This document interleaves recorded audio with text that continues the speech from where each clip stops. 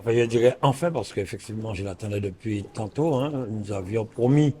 à la jeunesse de mettre cette commission en place, de manière à réfléchir, à faire des propositions pour développer effectivement de l'activité sur le territoire. Mais entre-temps, quand même, depuis 2017, nous avons le plan Action Jeunesse qui fonctionne, hein,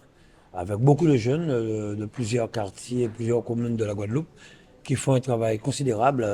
qui ont déjà rencontré, je dis vraiment, reçu plus de 2000 jeunes dans des bureaux, soit au Molorisé ou à Basse-Terre, et qui ont rencontré près de 10 000 jeunes sur le territoire, car j'ai voulu que ces jeunes aillent dans les quartiers, au fin fond de chaque commune, discuter avec les jeunes, leur faire comprendre qu'il n'y a pas que la rue, mais que la région est à leur côté pour pouvoir les permettre effectivement de construire leur avenir, de faire des formations, de passer le permis. Et c'est une très belle réussite aujourd'hui, vous le voyez dans l'hémicycle, les jeunes sont contents.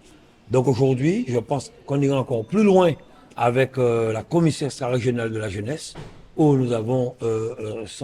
essayé de trouver un jeune dans chaque commune pour nous faire des propositions d'actions à mener sur le territoire de la Guadeloupe pour les jeunes. Et nous ferons tout, je ferai tout pour pouvoir les accompagner, car, comme je le dis, hein, la jeunesse, moi je le dis parce que je l'ai vécu,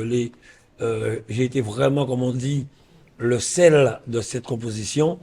au cœur de la jeunesse depuis que je suis entré en politique. Je ne parle pas de la jeunesse en vain, je parle de la jeunesse parce que je sais ce que la jeunesse m'a apporté, comment la jeunesse m'a poussé en politique. Je pense qu'effectivement,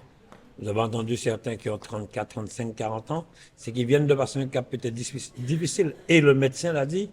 je ne voulais pas, mais ensuite je me suis dit non, il faut que j'apporte ma contribution. Mais voilà une réponse à cela. Une jeune qui fait partie de cette commission, qui est médecin et qui s'engage pour pouvoir accompagner. Donc effectivement, c'est après cette passerelle où on se dit, on n'a rien fait pour moi quand j'avais 20-30, eh bien voilà, je veux m'impliquer pour accompagner les autres et je pense que oui, c'est une très très bonne chose et nous avons des jeunes qui ont moins de 30 ans aussi qui sont là. Mais c'est une très bonne chose d'avoir vraiment ce milieu pour pouvoir réfléchir et apporter des solutions concrètes à cette jeunesse guadeloupéenne.